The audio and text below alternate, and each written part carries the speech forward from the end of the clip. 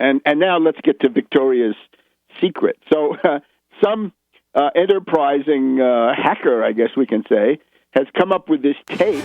Right? Go to my Twitter feed, and you'll find the links to it, where Victoria Nuland shoots her skanky mouth off. She's Assistant Secretary of State for Europe, and she says, blank obscenity, the EU. We'll be back in a minute on World Crisis Radio. Welcome back to World Crisis Radio. Our second hour just wrapping up on Ukraine and Victoria's Secret.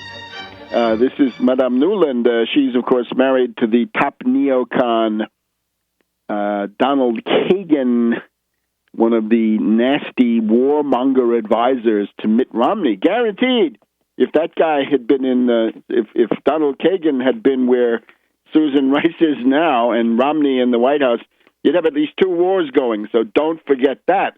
Unfortunately, there's no guarantee that won't happen anyway, a little bit slower with the Obama, Kerry, Rice, and company, including Nuland.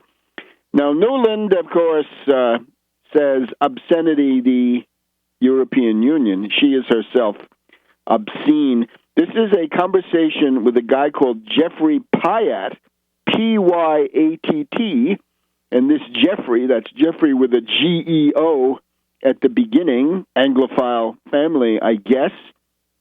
They're talking about how to assemble the puppet regime they want in Kiev, and it is a remarkable, frank discussion of how they manipulate their puppets. It is clear from the discussion that they regard Klitschko, the punch-drunk palooka of Kiev, the heavyweight prize fighter, U.S. green card holder, and generally somebody who lives in Germany, they regard him as too dumb to be the prime minister at this time. They seem to want him more as a figurehead, especially if the constitution is changed so that the Ukrainian president becomes more of a figurehead. They'd like somebody like Klitschko to do that. The one that they want to give administrative control to is Yatsenyuk. Let's call him Yat the Rat, Y-A-T. Y-A-T-S-E-N-I-U-K, according to most transliterations. That's who they want to install. So they want Klitschko out of the government. They also want Chanibok out of the government with his fascist, overtly fascist neo-Nazi group. And they want Yatsenyuk then to become the actual wielder of power, while the others organize outside, and they're all in close conversation 4 times a week, whatever it is, as she says. They're obviously admitting that the Ukrainian opposition are foreign puppets. I have received some objections to my analysis on Ukraine. I got one rather documented, well-argued thing. I would simply ask people, now that you see this, what can you say? How could it not be clear that Yats and Klitsch and Chanibok are foreign puppets, and they're all part of the same operation, right? Don't say that, they're just a minority, the fascists are just a small part. They set the tone, and above all, the other leaders don't denounce them, right? You can't allow fascists into your demonstration, because then you're going to be tarred with that. So you're known by the company you keep up to a certain point, right? When it gets to that kind of extremity.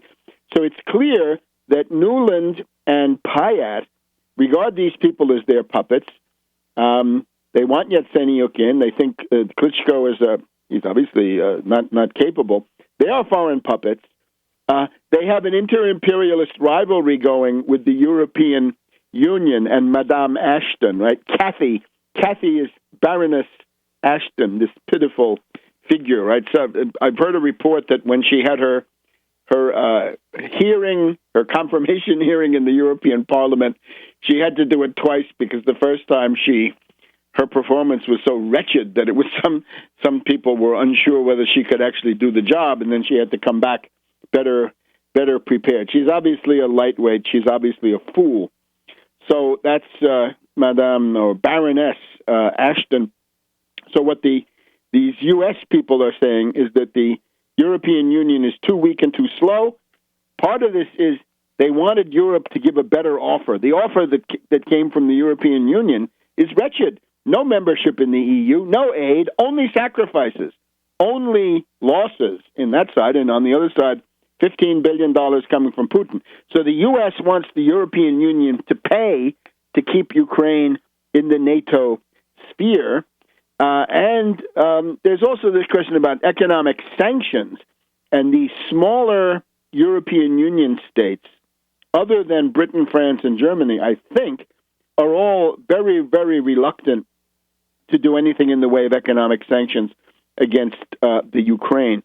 We're also seeing Yanukovych as a weak entry, right? The Russians say that they're not going to pay any more tranches of that $15 billion because Yanukovych is too weak at the moment. They want to see some signs of strength from Yanukovych before they pay any more money. So remember the old chicken Kiev.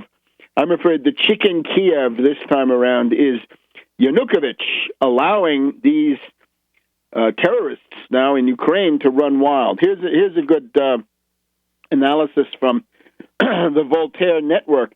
The Voltaire Network is reporting that the CIA has brought 3,000 Middle East terrorists. This would be veterans of Libya and or Syria primarily, and has assembled them in Romania, close to Ukraine, and that these are either deployed or about to be deployed, and that when the government buildings in the western Ukraine, Lvov, Lemberg, Lviv in particular, were taken over, that seems to have been partly the result of this mobilization with these characters with Middle East combat experience.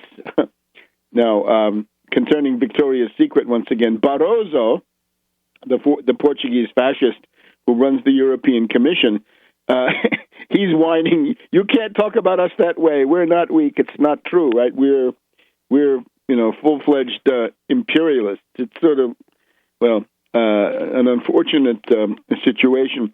And with the State Department, in terms of sour grapes, double standards, hypocrisy, and so forth, the State Department is whining that Russia tapped the telephones and then published it. This is now after Snowden, the one thing that everybody has been reminded of, not told, but reminded of, is that the U.S. spies on all these countries, of course, which we already knew. Didn't need Snowden for that. But imagine the U.S. now saying, how dare you tap our phones after all of this stuff, right? The U.S. is whining about that. And instead, from here, we say, thank you, Russia. If Russia did it, thank you. We're so happy to see the truth about how these degenerates from the State Department, this canaille of the State Department, right? This plebeian mob, right? That how they operate. So it's going to be inevitable that some form of solution be found in Ukraine. Probably we have to think now. The Olympics, the opening ceremony of the Olympics is going on as we speak.